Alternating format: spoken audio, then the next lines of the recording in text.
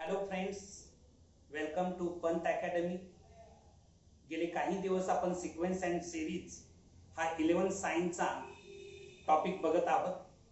या टॉपिकमध्ये आपण एक्सरसाइज 2.1 बघत होतो. त्यातले फर्स्ट 5 क्वेश्चन्स आपण ऑलरेडी प्रीवियस लेक्चरला कंप्लीट केलेले आहेत. आज आपण क्वेश्चन नंबर 6 बघणार आहोत.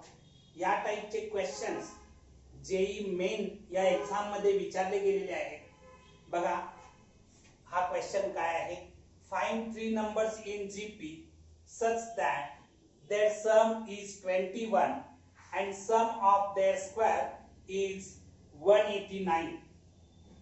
या ठिकाणी आपल्याला जॉमेट्रिक प्रोग्रेशनच्या 3 टर्म्स फाइंड आउट करायचे आहेत. 3 नंबर्स फाइंड आउट करायचे आहेत. त्या 3 नंबरची सम जी आहे ती 21 आहे. आणखी सम ऑफ देअर स्क्वेअर इज 189 अशी गिवन इन्फॉर्मेशन दिलेली आहे. तुम्हाला बेसिक शिकवत असताना मी सांगितलं होतं, जॉमेट्रिक प्रोग्रेशनच्या 3 टर्म्स फाइंड आउट करायचे असतील, जॉमेट्रिक प्रोग्रेशन मधले 3 नंबर्स फाइंड आउट करायचे असतील तर आपण first number a upon r, second number a आणि थर्ड नंबर AR असं कन्सिडर करणं कन्व्हिनियंट राहतं. इथं मी कन्सिडर केलेलं आहे. Let 3 numbers in GP be a upon r a AR according to second condition. Second condition मी आधी विचारात घेतो आहे.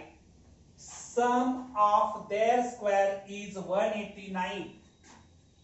आता इथं बघायचं, फर्स्ट टर्मचा स्क्वेअर म्हणजे फर्स्ट नंबरचा square a upon r whole square plus second नंबरचा square a square plus third नंबरचा square AR whole square is equal to 189. इथं बघायचं, a square upon r square येणार plus a square r square is equal to 189. या तिन्ही terms मधून a square जर common काढलं तर ब्रॅकेट मध्ये राहणार आहे 1 upon r square plus 1 plus r square is equal to 189.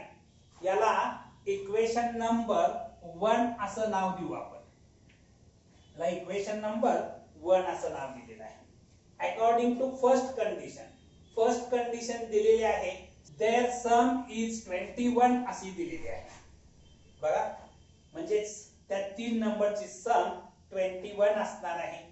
a upon r plus a plus AR is equal to 21.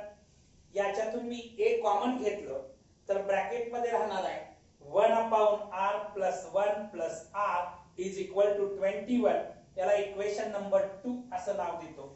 त्याच्यानंतर squaring on both sides will get. या इक्वेशनचा मी बोथ साइडचा जर स्क्वेअर केला तर a चा स्क्वेअर a स्क्वेअर येणार 1 upon r plus 1 plus r whole square is equal to 21 चा square असणार आहे. Is equal to 21 square. आता इथं बघायचं, a स्क्वेअर इनटू ब्रॅकेट मध्ये याचे एक्सपान्शन करायचं आहे. तुम्ही स्कूल लेवलला हा फॉर्म्युला बाय हार्ट केला होता. a plus b plus c whole square is equal to first टर्मचा square a square plus second टर्मचा square b square plus third टर्मचा square c square plus 2 into first term plus 2 into second term plus 2 into third term. या basic फॉर्म्युल्याच्या आधारे आपल्याला याचं expansion करता येईल. या तिन्ही टर्म्स असणाऱ्या ब्रॅकेटचा स्क्वेअर करायचा आहे. फर्स्ट टर्मचा स्क्वेअर 1 अपॉन r चा स्क्वेअर होणार 1 upon r square plus second टर्मचा स्क्वेअर 1 चा स्क्वेअर 1 येणार प्लस थर्ड टर्मचा स्क्वेअर r स्क्वेअर येणार प्लस 2 इंटू फर्स्ट टर्म म्हणजे 2 अपॉन r येणार प्लस 2 इंटू सेकंड टर्म 2 येणार plus 2 into third term 2r येणार इज इक्वल टू 21 चा स्क्वेअर केला तर 441 येणार 441 येणार आहे. ठीक आहे. नेक्स्ट स्टेपला मी इथं a square as it is ठेवलं. याचे थोडेसे फॅक्टर्स मी पाडले. 1 upon r plus 1 plus r square याचा एक ग्रुप केला plus 2 upon r plus 2 plus 2r याचा सेकंड ग्रुप केला इज इक्वल टू 441. त्याच्यानंतर ए स्क्वेअर न या ब्रॅकेट मध्ये मल्टिप्लाय केलं, A square into this bracket म्हणजे 1 upon R square plus 1 plus R square plus A square into this bracket म्हणजे A square into 2 upon R plus 2 plus R is equal to 441. एवढ्या steps आधी note down करा, मग पुढच्या steps बघू. तुमच्या ready reference साठी इक्वेशन 1 आणि इक्वेशन 2 आपण जे फाइंड आउट केलं होतं ते इथं मी लिहून ठेवलेलं आहे आणि त्याचा यूज आपल्याला इथं करावा लागेल.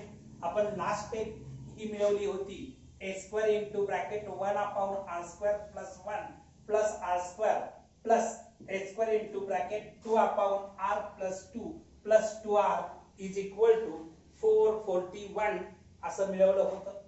आता इथं बघायचं, हा जो पार्ट आहे A square into bracket 1 upon R square plus 1 plus R square is equal to 189 असं इक्वेशन 2 मध्ये आपण मिळवलेलं आहे. इक्वेशन 2 वरून मी याची व्हॅल्यू 189 भरली प्लस या ब्रॅकेट मधून मी 2 कॉमन घेतलं तर 2 square into bracket 1 upon R plus 1 plus R is equal to 441 मिळणार आहे. आता इथं प्लस 189 आहे, त्या साइडला जाऊन मायनस 189 होणार आहे. हे प्लस होतं तिकडे जाऊन मायनस झालं. इथं मी रिअरेंजमेंट करतो आहे, 2a स्क्वेअर आहे त्यातलं 2a इथं घेतलं आणि 1a रिमेन आहे ते आतमध्ये दिलं. a into bracket 1 upon r plus 1 plus r असं लिहिलं. बघा a into a square 2a स्क्वेअरच मिळणार का? हे फक्त रिअरेंज केलेलं आहे. आता हे 2a ऍज इट इज ठेवलं. हा जो पार्ट आहे a into bracket 1 upon r plus 1 plus r equation 1 मध्ये त्याची व्हॅल्यू मला 21 मिळालेली आहे, म्हणून त्याच्याबद्दल मी 21 लिहिलं आणि हे मायनस केल्यानंतर 252 मिळत आहे. आता हे 21 इंटू 2 केलं तर 42a येतं इज इक्वल टू 252. हे 42 इथं इंटू आहे, या साइडला जाऊन डिवाइड होणार. a is equal to 252 upon 42. ही जर डिव्हिजन तुम्ही केली तर याचा आन्सर मिळत आहे 6. मी डिव्हिजन मध्ये वेळ घालवत नाही, डिव्हिजन तुम्हाला येते आहे. तर a इज इक्वल टू 6 आपल्याला मिळालेला आहे. ही व्हॅल्यू आपण इक्वेशन 1 मध्ये पुट केली तर आपल्याला r ची व्हॅल्यू मिळेल. पण एवढ्या स्टेप्स आधी नोट डाऊन करा, मग आपण पुढच्या स्टेप्स बघूया. आपण a ची व्हॅल्यू 6 फाइंड आउट केली होती. Put a is equal to 6 in equation 1. Equation 1 मी मिळवलेलं होतं a into bracket 1 upon r plus a plus r is equal to 21. या इक्वेशन मध्ये मी a ची व्हॅल्यू 6 पुट करणार आहे. 6 into bracket 1 upon r plus 1 plus r is equal to 21. हे 6 इंटू आहे, तिकडे जाऊन डिवाइड होणार म्हणजे 1 upon r plus 1 plus r is equal to 21 upon r मिळणार आहे. ठीक आहे, म्हणजे 1 upon r plus 1 plus r is equal to, याला शॉर्ट फॉर्म दिला तर 7/2 येणार आहे, कारण 3 7s are 21 आणि 3 2s are 6 जे 7/2 आलं. मी आता या ठिकाणी थ्रू आउट r न जर मल्टिप्लाय केलं तर इथं r न मल्टिप्लाय केल्यानंतर 1 येणार आहे, इथे येणार आहे r, इथे येणार आहे r square is equal to 7/2r. मी multiplying throughout by r केलेला आहे. नेक्स्ट स्टेपला मी थ्रू आउट 2 न मल्टिप्लाय केलं तर इथे येणार आहे 2 plus 2r plus 2r square is equal to 7r मिळणार, कारण इथं 2 न मल्टिप्लाय केल्यानंतर 2 2 कॅन्सल होणार आहे. याला फर्दर सिंप्लिफाय केलं तर 2r स्क्वेअर प्लस 2r हे प्लस 7r या साइडला आल्यानंतर मायनस 7r झालं प्लस 2 इज इक्वल टू 0. याला फर्दर सिंप्लिफाय करतो 2r स्क्वेअर मायनस 5r येणार याचं, कारण इथं 2r मायनस 7r केल्यानंतर मायनस 5r येत आहे प्लस 2 इज इक्वल टू 0. आता इथं बघायचं 2r स्क्वेअर मायनस, इथं बघा याचे मिडल टर्म स्प्लिट करावी लागेल. प्रॉडक्ट आला पाहिजे 4, प्रॉडक्ट आला पाहिजे 4 आणि सम आली पाहिजे -5, तर -4 -1 असे त्याचे फॅक्टर्स पडतायत. म्हणून मिडल टर्म स्प्लिट केली, -4r -r + 2 = 0. आता याचे ग्रुपिंग केलं, फर्स्ट ग्रुप आणखी सेकंड ग्रुप.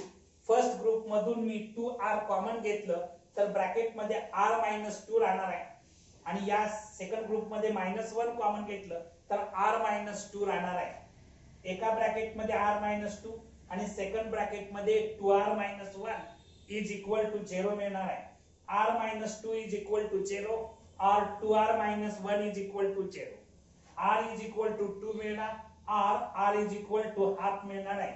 या r च्या दोन व्हॅल्यू मिळाल्या, r = 2 and r = हाफ, अशा दोन व्हॅल्यू मिळालेले. एवढ्या स्टेप्स आधी नोट डाऊन करा.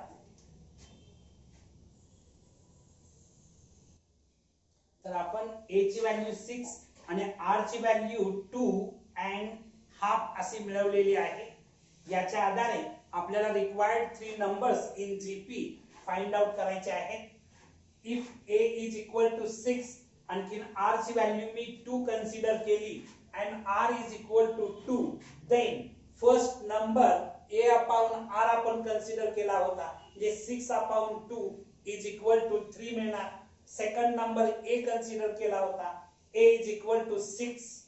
थर्ड नंबर ar आपण कन्सिडर केला होता, जे 6 × 2 होणार, = 12. आणखी a ची व्हॅल्यू 6 आणखी r ची व्हॅल्यू हाफ कन्सिडर केली, a = 6 and r = half. then first number a/r जे 6/2 जे 6 × 2 = 12 मिळणार. सेकंड नंबर a = 6 मिळणार. थर्ड नंबर ar जे 6 × हाफ = 3 मिळत आहे. म्हणजे रिक्वायर्ड नंबर्स जे आहेत ते 3, 6, 12 are 12, 6, 3. therefore the required numbers are 3, 6, 12 or 12, 6, 3. write down. next question बघा, question number 7. find 4 numbers in GP such that sum of the middle two numbers is 10/3 and their product is 1.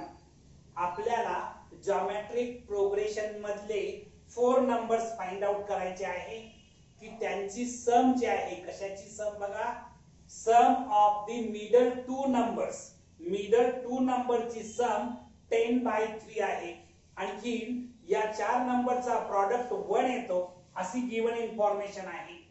तुम्हाला कल्पना आहे की geometric progression मधल्या 4 terms आपल्याला find out करायचे असतील तर आपण first term a/r³, second term a/r, third ar आणि फोर्थ ar³ कन्सिडर करणं कन्व्हिनियंट असतं. असं बेसिक बघत असताना आपण बघितलं होतं. त्याच्या आधारे let the 4 numbers in GP be a/r³, a/r, ar3.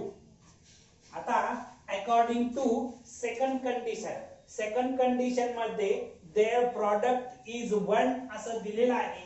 म्हणजे a/r³ into a/r into ar into ar³ is equal to 1 असं अकॉर्डिंग टू सेकंड कंडिशन आपण लिहू शकतो. आता हे r³ आणि हे r³ कॅन्सल केलं, हे r आणखी हे r कॅन्सल केलं, a into a into a into a 4 times आहे, जे a⁴ is equal to 1. therefore या साइडचं फोर्थ रूट घेतलं तरी a येणार आणि 1 चं फोर्थ रूट 1च येतं, म्हणजे a is equal to 1. याला मी इक्वेशन नंबर 1 असं नाव दिलं. इक्वेशन 1 मध्ये आपण a ची व्हॅल्यू फाइंड आउट केलेली आहे. ठीक आहे. अकॉर्डिंग टू फर्स्ट कंडिशन मध्ये मिडल टर्म ची सम 10/3 येते. या दोन टर्म्स मिडल टर्म आहे, जे a/r+ar is equal to 10/3 येणार आहे.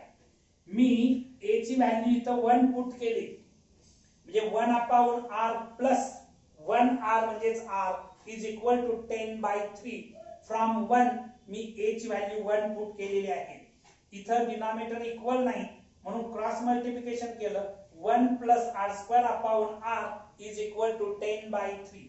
मी इथं पुन्हा इथं क्रॉस मल्टिप्लाय केलं तर 3 into bracket 1 plus R square is equal to 10r मिळणार. 3 into bracket 1 plus R square is equal to 10r. 3 ने या ब्रॅकेट मध्ये मल्टिप्लाय केलं. 3 into 1 3 plus 3r square is equal to 10r. आता हे 3r square as it is ठेवलं. ते plus 10r या साईडला आणलं तर मायनस 10r होणार. Plus 3 is equal to 0. आता इथं हे जे क्वाड्रॅटिक इक्वेशन मिळालेलं आहे मिडल टर्म स्प्लिट करून जर सॉल्व्ह करायचं ठरवलं तर प्रॉडक्ट आला पाहिजे 9 आणि सम आली पाहिजे -10. म्हणजे 3 इंटू 3 मीन्स 9 प्रॉडक्ट येईल आणि सम यायला पाहिजे -10. असे नंबर -9 -1 प्रॉडक्ट घ्या +9 येतो, सम घ्या -10 येते. म्हणून मिडल टर्म मी स्प्लिट केली. 3r square -9r -r plus 3 is equal to 0. हा मी फर्स्ट ग्रुप कन्सिडर केला. हा सेकंड ग्रुप कन्सिडर केला. फर्स्ट ग्रुप मधून 3r कॉमन निघेल जे ब्रॅकेट मध्ये उरणार आहे r -3. सेकंड ग्रुप मधून -1 कॉमन केलं घेतलं तर ब्रॅकेट मध्ये उरणार आहे r -3 is equal to 0. First bracket मध्ये r -3 आणि सेकंड ब्रॅकेट मध्ये 3r - 1 इज इक्वल टू 0 मिळणार आहे. आता या दोन ब्रॅकेटचा प्रॉडक्ट 0 येतो. याचा अर्थ first bracket is equal to 0 किंवा second bracket is equal to 0. या r - 3 is equal to 0 or 3r - 1 is equal to 0. आता हे -3 त्या साइडला गेल्यानंतर +3 होणार. जे r इज इक्वल टू 3 मिळतं r इज इक्वल टू हे -1 तिकडे गेल्यानंतर प्लस झालं. r ला 3 मल्टिप्लाय म्हणजे डिवाइड होणार. जे r is equal to 1/3. r च्या दोन व्हॅल्यूज आपल्याला मिळालेल्या आहेत. a ची व्हॅल्यू मिळालेली आहे. आता आपल्याला 4 नंबर्स फाइंड आउट करणं सोपंच आहे. Right down.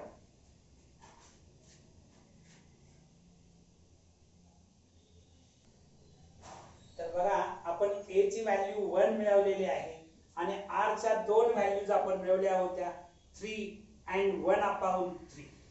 तर बघा if a is equal to 1 and r is equal to 3 then first number a/r³ आपण कन्सिडर केलेला आहे.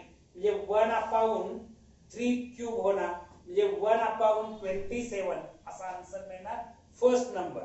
सेकंड नंबर आहे a/r म्हणजे 1/3 हा सेकंड नंबर असणार आहे. थर्ड नंबर a ची व्हॅल्यू 1 r ची व्हॅल्यू 3 इज इक्वल टू 3 मिळणार आहे. Fourth number ar³ 1 into 3³ is equal to 27 मिळणार आहे. म्हणजे r ची व्हॅल्यू 3 घेतल्यानंतर हे 4 नंबर्स मला मिळालेले आहेत. आता if a is equal to 1 and r is equal to 1/3 then first number a/r³ म्हणजे 1/1/3³ म्हणजे 1/1/27 हे डिवाइड मीन्स इनवर्सली मल्टिप्लाय केलं तर आन्सर मला 27 मिळणार आहे. सेकंड नंबर a/r म्हणजे 1/1/3 हे डिवाइडचं इनवर्सली मल्टिप्लाय केलं तर आन्सर मला 3 मिळत आहे. थर्ड नंबर ar आहे. a ची व्हॅल्यू 1 r ची व्हॅल्यू 1/3 म्हणजे 1/3 हा थर्ड नंबर मिळाला. फोर्थ नंबर ar³ म्हणजे 1 into 1/3 चा क्यूब म्हणजे 1/27. therefore required numbers are 1/27 1/3 3 or and 27 किंवा इथं मिळालेला आहे 27 3 1/3 आणि 1/27 हे तुमचं फायनल आन्सर आहे. Right down. बघा next question number 8. Find 5 numbers in GP such that their product is 1024 and fifth term is square of the third term. आता आपल्याला 5 numbers in GP find out करायचे आहेत. कंडिशन्स काय काय आहेत बघा. their product 1024 दिलेला आहे.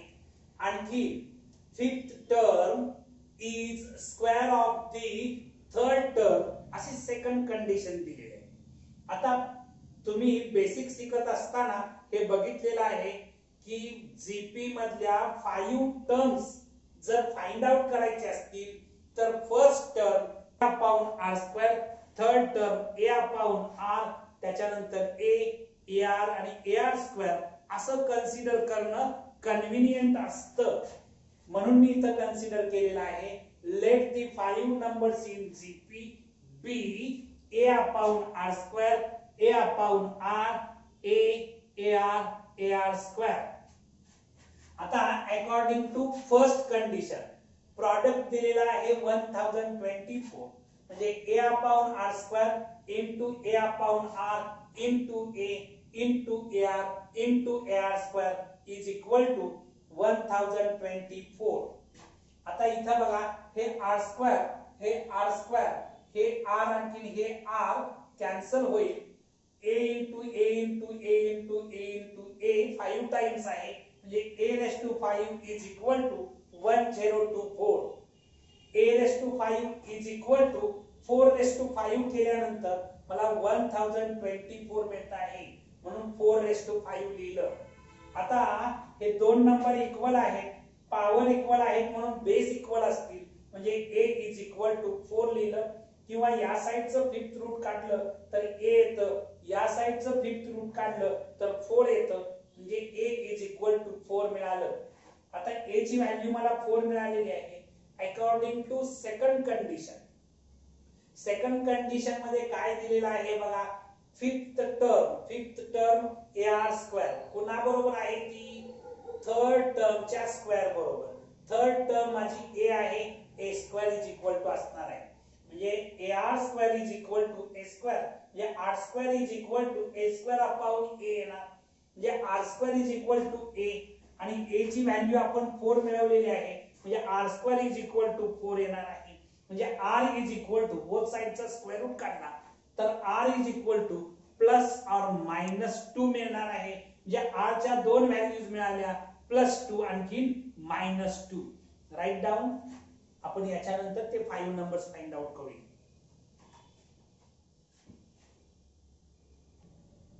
आपण a ची व्हॅल्यू 4 आणि r च्या दोन व्हॅल्यूज +2 आणखी -2 अशा फाइंड आउट केल्या होत्या. Now if a is equal to 4 and r is equal to 2 then first number a upon r square आहे म्हणजे 4 upon 2 square म्हणजे 4 upon 4 is equal to 1 मिळणार. Second number a upon r म्हणजे 4 upon 2 is equal to 2 मिळणार आहे. Third number आपण a consider केला होता, a is equal to 4 आहे ते 4 पुट केलं. फोर्थ नंबर ar कन्सिडर केला होता म्हणजे 4 into 2 is equal to 8. Fifth number ar square म्हणजे 4 into 2 स्क्वेअर म्हणजे 4 into 4 is equal to 16 मिळत आहे. ठीक आहे. त्याच्यानंतर जर r ची व्हॅल्यू -2 कन्सिडर केली, if a is equal to 4 and r is equal to -2 then first number a upon r square is equal to 4 upon -2 चा square is equal to 4 upon 4 कारण निगेटिव्ह नंबरचा स्क्वेअर पॉझिटिव्ह येतो म्हणजे 4 upon 4 is equal to 1 येणार आहे. Second number a upon r म्हणजे 4 upon -2 is equal to -2 येणार आहे. Third number a is equal to 4 आहे ते 4 लिहिलं. फोर्थ नंबर ar a ची व्हॅल्यू 4 r ची व्हॅल्यू -2 म्हणजे -8 मिळणार आहे.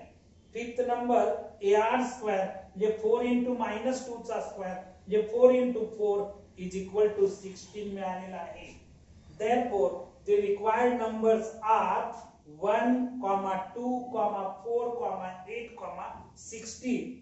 required numbers r ची व्हॅल्यू 2 असताना हे मिळत आहे आणि r ची व्हॅल्यू -2 असताना 1, -2, 4, -8, 16 असे रिक्वायर्ड नंबर्स मिळालेले आहेत. राईट.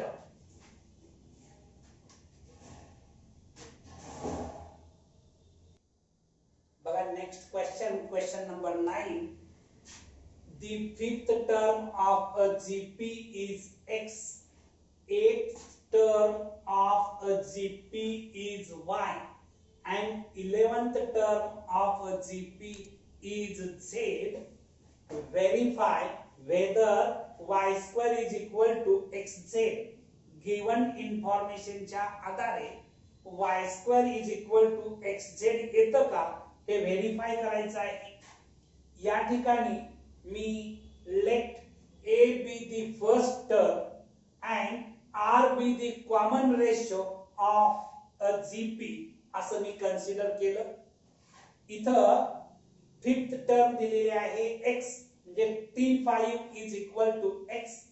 एथ टर्म दिलेली आहे y, t8 is equal to y, आणि 11th टर्म दिलेली आहे z म्हणजे t11 is equal to z. ही गिवन इन्फॉर्मेशन आहे. तुम्हाला फॉर्म्युला पाठ आहे. जॉमेट्रिक प्रोग्रेशन मध्ये nth टर्म काढण्याचा formula a into r raised to n minus 1 असतो. म्हणजे tn is equal to a into r raised to n minus 1. t5 is equal to x given आहे. t5 काढण्याचा formula a into r raised to 5 minus 1 is equal to x. म्हणजे a into r raised to 4 is equal to x. याला equation number 1 असं नाव दिलं. t8 is equal to y given आहे. t8 काढण्यासाठी a into r raised to 8 minus 1 is equal to y म्हणजे a into r raised to 7 is equal to y मिळणार. याला equation number 2 असं नाव दिलं. and t11 is equal to z हे given आहे. t11 काढण्यासाठी a into r raised to 11 minus 1 is equal to z. a into r raised to 10 is equal to z. याला equation number 3 असं नाव देतो. याला इक्वेशन नंबर 3 असं नाव दिलं. आता जे व्हेरीफाय करायचं आहे y square is equal to xz, त्याची मी left hand side y square विचारात घेतली. y ची व्हॅल्यू मिळालेली आहे 7 a r raised to 7 a into r raised to 7 a into r raised to 7 whole square. याचा स्क्वेअर केला a स्क्वेअर into इथं काय होणार r ची पॉवर 14 होणार, कारण पॉवर रेस टू पॉवर असेल तर पॉवरचा प्रॉडक्ट होतो. म्हणजे a square r raise to 14 आलं. xz मी राइट साइड विचारात घेतली. x ची व्हॅल्यू मला मिळालेली आहे a into r raise to 4 मिळालेली आहे. a into r raise to 4 आणि z ची value a into r raise to 10 म्हणजे xz is equal to a into a square आणि r raise to 4 into r raise to 10 base equal असेल तर पॉवरची सम होते जे r रेस टू 14 येणार. याच्या राइट साइड इक्वल आहेत म्हणून लेफ्ट साइड इक्वल येणार. जे y square is equal to xz मिळालेला आहे जे व्हेरीफाय झालेला आहे. Write down.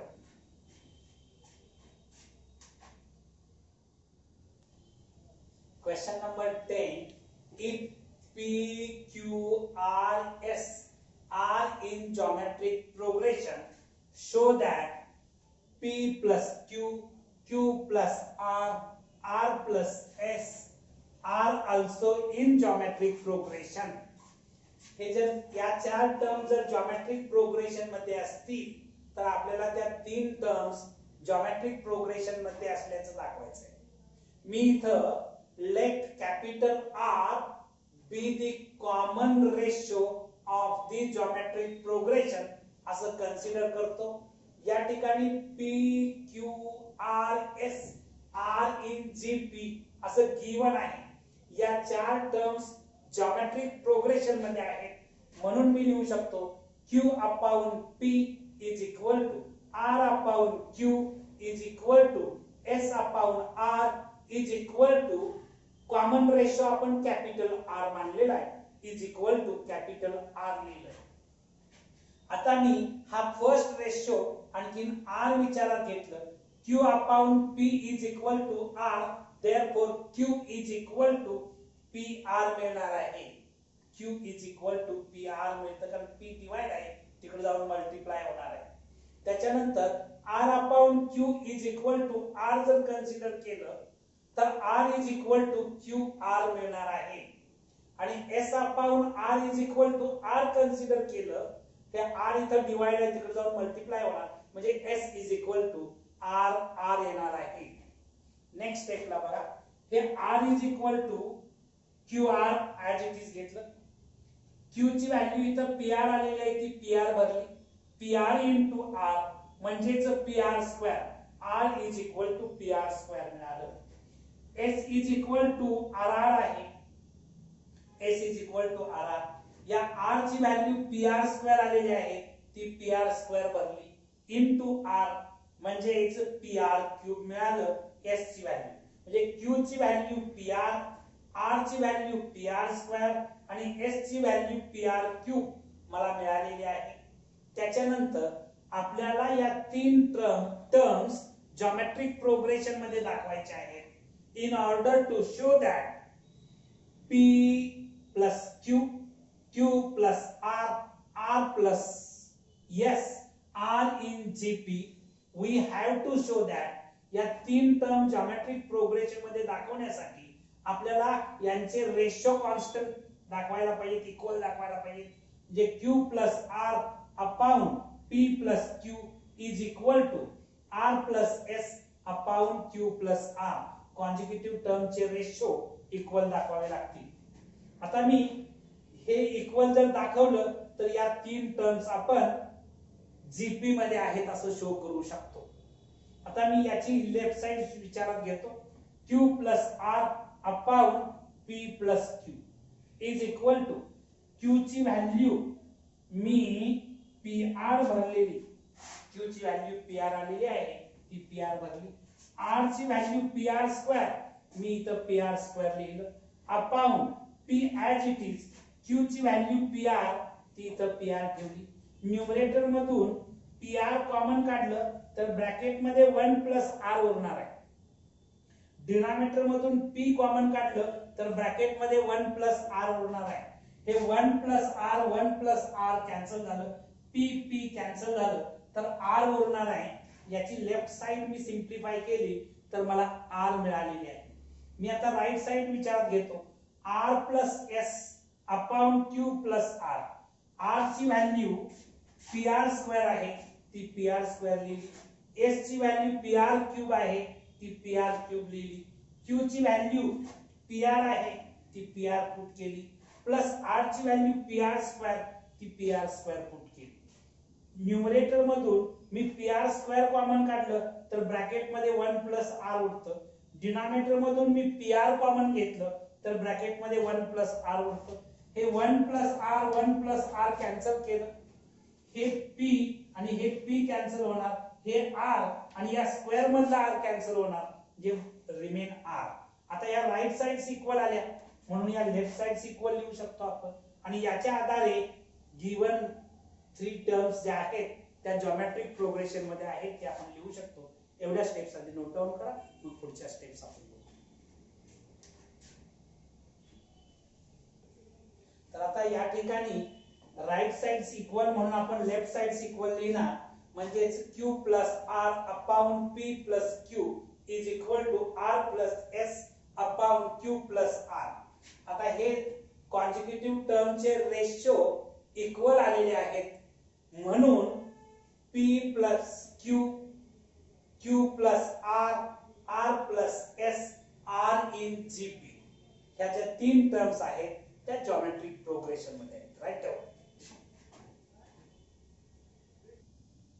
बघा next question. The number of bacteria in a culture doubles every hour. Culture मध्ये असणारे बॅक्टेरिया एव्हरी आवर ला डबल होत आहेत. If there were 50 bacteria originally 50 bacteria आहेत in a culture, how many bacteria will be there at the end of 5th hour? 5th hour नंतर किती bacteria असतील असा क्वेश्चन आहे. इनिशियल स्टेजला 50 बॅक्टेरिया आहेत तर आपल्याला 5th hour नंतर किती बॅक्टेरिया त्या कल्चर मध्ये असतील ते आपल्याला फाइंड आउट करायचं आहे. एवढे आवर्सला बॅक्टेरिया डबल होत आहे. आता इथं बघायचं, since the number of bacteria in culture doubles every hour and there were 50 bacteria originally. आता इथं एव्हरी आवरला बॅक्टेरिया डबल होता, याचा अर्थ कॉन्झिक्युटिव्ह टर्मचा रेशो कॉन्स्टंट मिळणार आहे आणि तो 2 मिळणार आहे. बरोबर आहे का?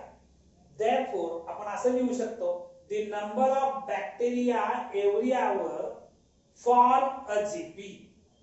हे जे एक्झाम्पल आहे ते जीपीचं एक्झाम्पल आहे. With a is equal to 50, initial bacteria 50 आहे and common ratio r is equal to 2 मिळणार आहे, कारण एव्हरी आवरला बॅक्टेरिया डबल होत आहे म्हणून आर इज इक्वल टू 2 मिळत आहे. To find the number of bacteria at the end of 5th hour, we have to find T6. आपल्याला 6 टर्म फाइंड आउट करायला लागणार, कारण इनिशियल टर्म 50 असेल, त्याच्यानंतर दुसऱ्या आवरला ते 100 होतील, तिसऱ्या आवरला काहीतरी ते 200 होतील, असं करत 5th आवर नंतर जेव्हा टर्म्स काढणार ती T6 टर्म्स असणार आहे, हे लक्षात घ्या. आणि म्हणून बघा, the number of bacteria at the end of 5th hour is equal to T6 and T6 nth term काढण्याचा formula A into R raised to n minus 1. तसं T6 काढण्याचा formula A into R raised to 6 minus 1.